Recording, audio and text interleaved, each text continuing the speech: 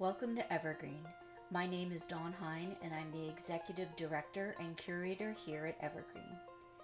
Today we'll be touring our Living Off the Land Agricultural Museum, which received a Best of Maryland Award in 2020. The original owner, Edward Grimes, settled here and then served as a lieutenant in the Revolutionary War. Grimes was originally from Ireland, so the rolling hills of Western Maryland may have reminded him of home. At this point in time, Western Maryland was sparsely settled. The war was almost over, and the native Shawnee Indians had since moved to other areas in the early 1700s. This area had many natural resources, including stone and lumber. Self-sufficiency was key to your success as an early Appalachian farmer. Thinking about the kind of crops you would grow, how best to use the land, and having the necessary skills were crucial to establishing a sustainable farm for your family and the future. This barn is a Pennsylvania bank barn with a stone foundation. Bank barns are built into the side of a hill and have entryways on both levels, allowing hay storage and a threshing floor on the upper level and animal stalls on the lower.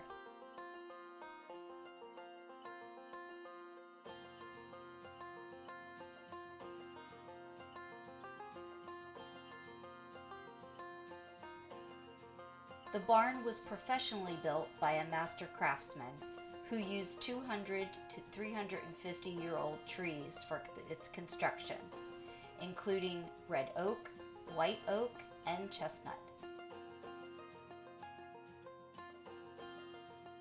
We believe the barn originally had a thatched roof, but was later upgraded to a crow's foot tin shingle in the 1880s.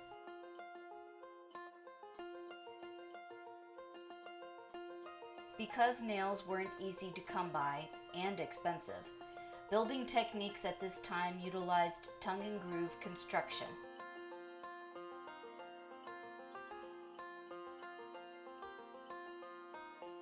A variety of farming tools that were used on the property, such as saws and plows, are here on display.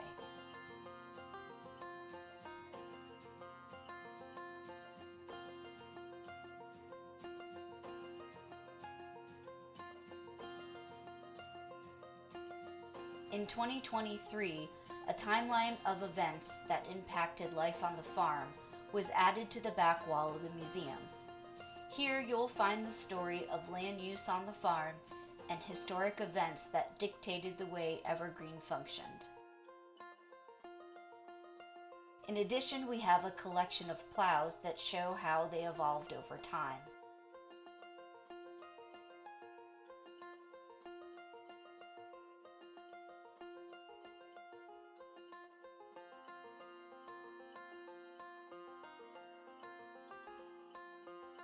We also have a collection of wagon and cart wheels, which include flat steel tires for wooden wagon wheels.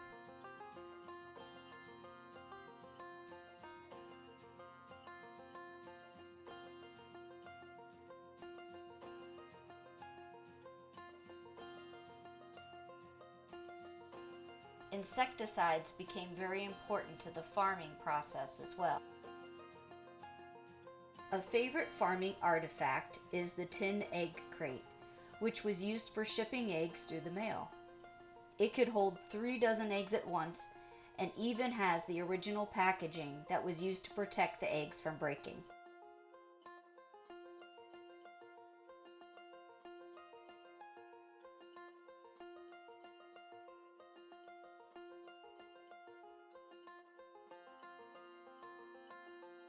Evergreen had a number of fruit orchards on the property, and we grew apples, cherries, pears, and peaches.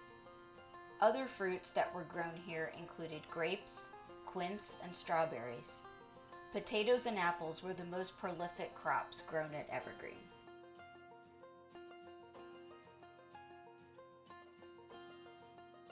Additionally, there's a hand-operated threshing machine or fanning mill, which was used to separate the grain from the chaff.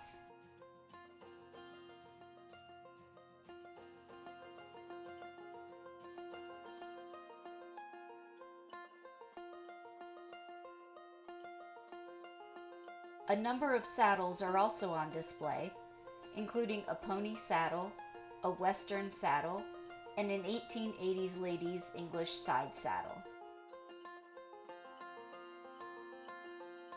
You could also find livestock animals on the farm, including horses, mules, chickens, pigs, sheep, and dairy cows.